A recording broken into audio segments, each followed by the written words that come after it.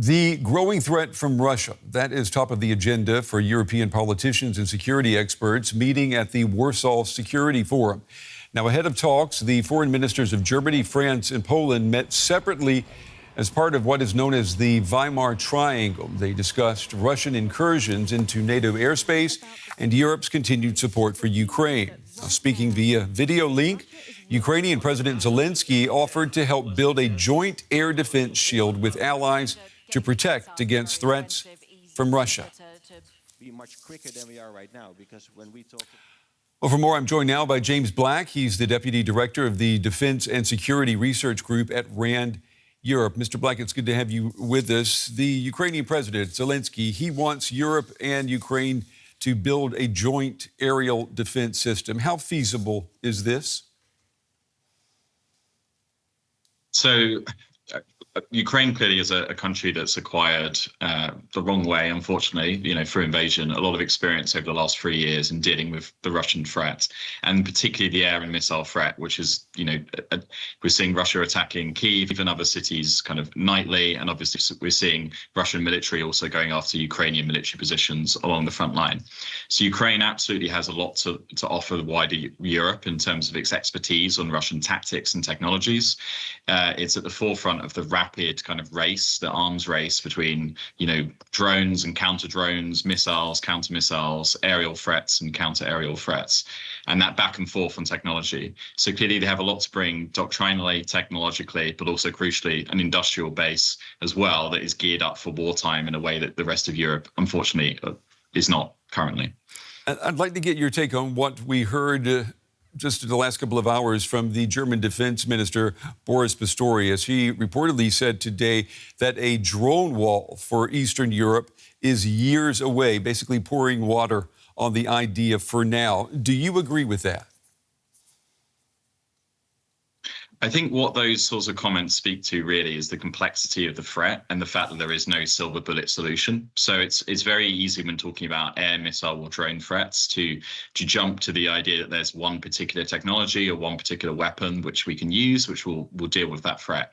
And the reality is that simply isn't the case. So air defense is something that we talk a lot about layered defenses. So this idea that you have a sort of onion with multiple layers, of certain weapons that are configured to dealing with low-level threats, some that are at high altitude, some that are fast, some that are slow, some that are quite low technology, like some of the more simple drones, and some that are very complex and sophisticated threats, like ballistic or counter cruise and hypersonic missiles. And so the reality is, no one solution like a drone war is going to deal with all of those threats. We need multiple different systems that deal with different incoming kind of threats, different velocities and altitudes.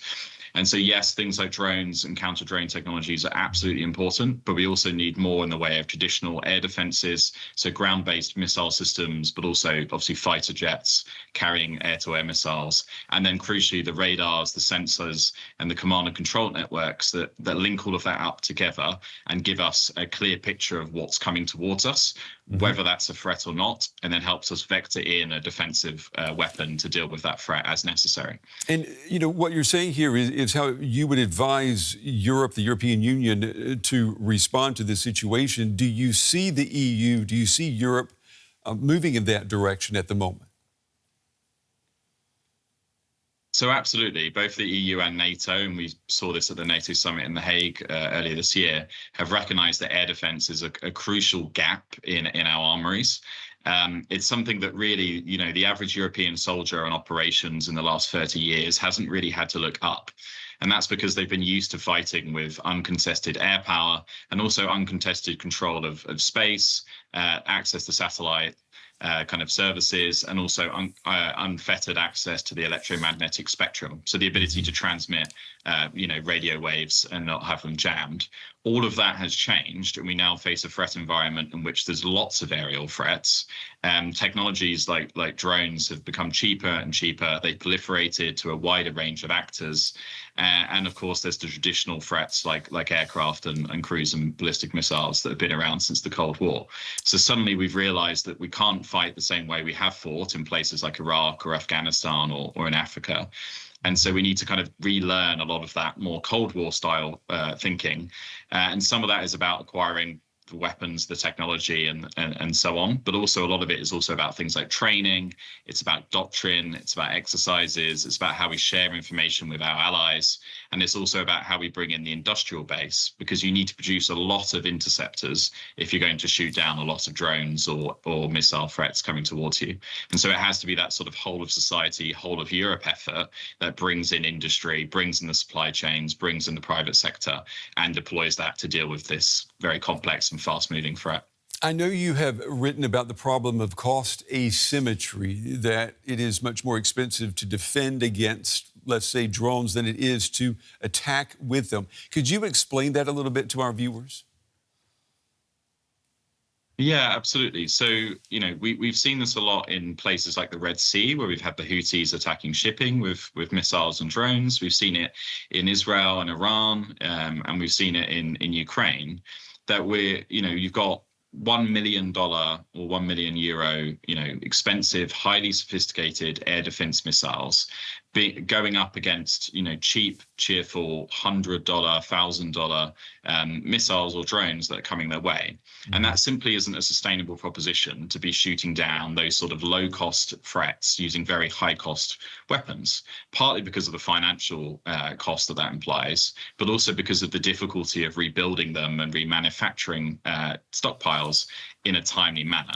So what we face is a situation where you could be overwhelmed by a large number of attackers in a way that isn't economically sustainable to respond to. So we need to find more cheap, kind of cost-efficient ways of managing that threat. So that we're obviously balancing the need to keep people safe and stop those incoming threats from hitting their targets, with the fact that obviously we have finite resources, finite time, finite industrial base. Let me ask you, this is where some of the new technologies come in and so on. Let me just, before we run out of time, I want to ask you, what about the role of new technologies such as lasers in air defense? Is that the answer?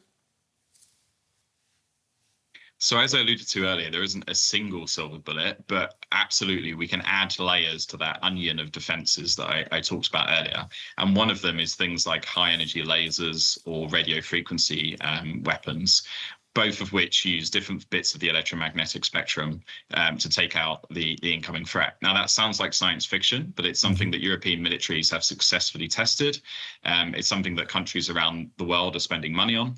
And in short, the advantages of those types of systems are that it can cost you as little as €10 to use them each time. Now, they can't deal with all threats, because obviously a laser only goes in a straight line and short range, but it can be a cheap and efficient way of dealing with certain targets.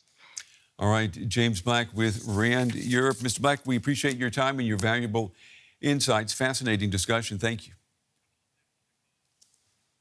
Thank you. Now let's bring in our chief political correspondent, Nina Haase, who is in Warsaw at that security forum. Nina, we just heard Zelenskyy there pitch a joint aerial shield against Russia with his European allies. How was that received over there? Well, I think, first of all, you have to say, Gerhard, that this is a meeting of Ukraine's staunchest supporters. So nobody in this room actually doubts that supporting Ukraine is vital, not just because you want to help a small country that is being attacked by a much bigger neighbor with imperialist ambitions out of principle. They say, participants here who are coming from NATO's eastern flank, they do say that it is in Europe's own interest to help Ukraine. So there is agreement, but just how do you do it is, of course, a big question.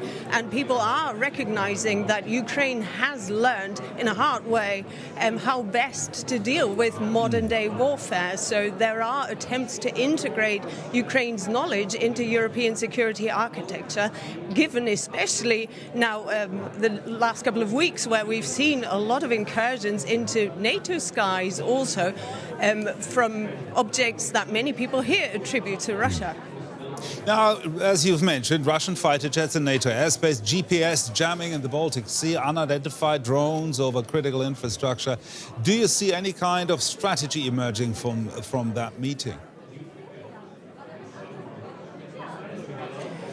Well, the motto here is almost a warning. It says, divided we fall. So the message that is being sent over and over again here in those panel discussions is Europe needs to react together. Europe needs to show unity. But of course, the voices here range from the Polish voices that shares a border with Russia and with Belarus, where they are saying maybe we just need to occasionally also shoot down a Russian jet just so that Vladimir Putin hears the message, to sort of more careful, more considerate voices coming from people like Boris Pistorius, the German defense minister, who keeps stressing that no, we must not let ourselves be provoked. This is exactly what Russia wants. Russia is becoming increasingly a threat, but we need to also be level-headed in our response to this.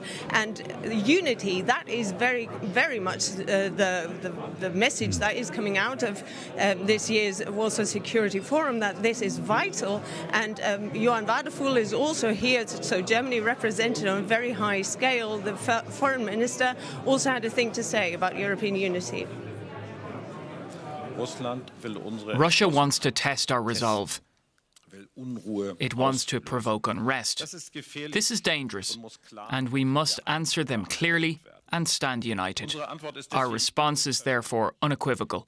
NATO is always vigilant, always capable of acting, and it protects every inch of our alliance territory. No member state will be left alone in the face of this threat. All right, interesting that he's talked about NATO territory. But how steadfast is Europe's support of Ukraine? Well, that is the big question. And of course, it was also something that the German defense minister was asked on the stage. Just how much war fatigue are we beginning to see in countries like Germany, where, face it, the border with Ukraine is still a couple of hours away if you take a plane. So the further west you go, the easier it gets to forget that there is a war raging in Europe. And of course, all those democratic countries, some are facing elections. It is not a very popular topic to boost defense infrastructure, to spend all your money on arms. So they all agree that you need to take society on board with you and not risk being divided, because that, of course, is something where people say that would only play into Vladimir Putin's hands. DW's chief political correspondent Nina Haase there reporting from Warsaw. Thank you, Nina.